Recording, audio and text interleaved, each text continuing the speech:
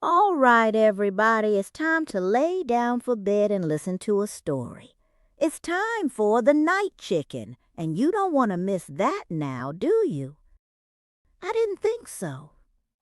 Now, if everybody is ready, let's begin. Oh, my little dreamers, the nights of October are long and crisp, and sometimes the sheer length of the darkness can feel heavier than the cold itself. It was on just such a night, when the moon hung like a sickle of pale gold, that our night chicken faced a challenge far greater than a scheming fox, the exhaustion of her friends. They had gathered in the Moonflower meadow, not for a celebration, but for a conference.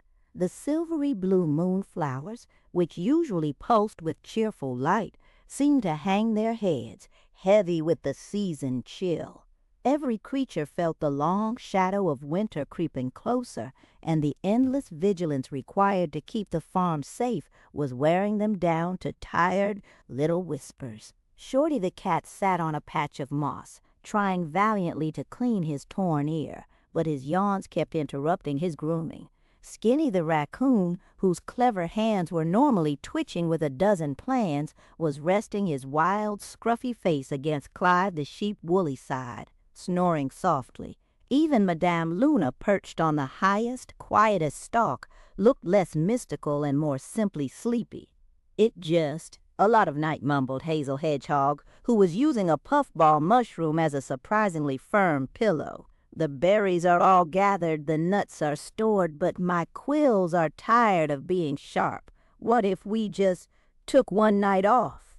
Clive sighed, a soft, woolly sound. "The thought of the first snow requires a certain philosophical fortitude, Hazel, and I seem to have misplaced mine." The silence that followed was thick, smelling faintly of damp earth and worry. Then Shy the night chicken appeared. She didn't burst in with noise. Shy never did. She simply stepped up onto a low, moss-covered boulder near the center of the meadow. Her sleek black feathers caught the pale light, and the tiny crescent moon pendant on her legs shimmered, reflecting the tired blue of the moonflowers. She looked out at her weary allies, from Boris and Bella the bats, who were fluttering lazily overhead, to Shorty, who finally opened his green eyes to look at her. Shy began to speak, not in a loud, commanding voice, but in a quiet rhythm, like the steady drip of dew from a leaf. "My friends, the night is long, yes," she said, "but look around you. Tonight this darkness is cold and heavy because you have spent all your energy protecting the little lights." She paused, spreading her wings slightly toward the drooping moonflowers. "We are not here to fight the night. We are here to guard the day memory until the sun returns. When the little chipmunks are dreaming, who guards their sleep? When the silly roosters are nestled safely in the coop, thinking me gone, who keeps the shadows from crossing the night end fence?"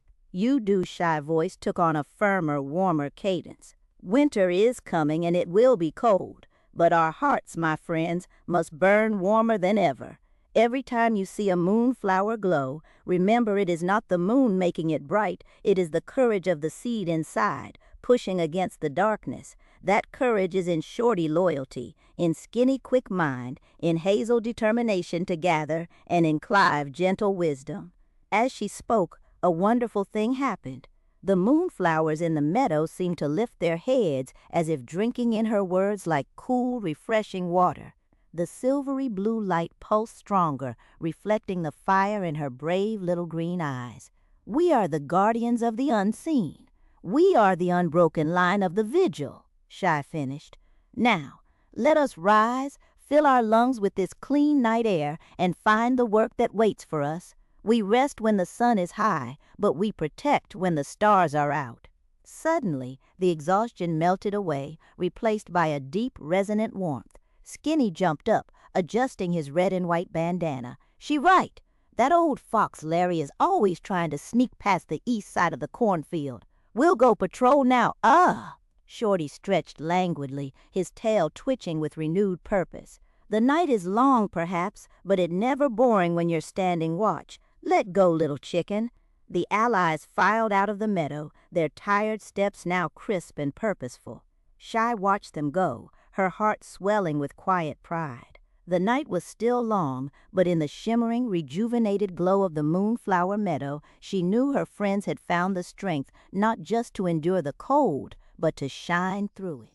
That's the end of tonight's story, and now comes my favorite part.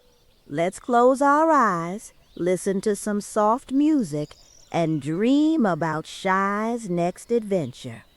And while she's out there defending the night, we can sleep easy, knowing she's there, keeping us safe. Sleep tight, everyone, and don't bite any bed bugs.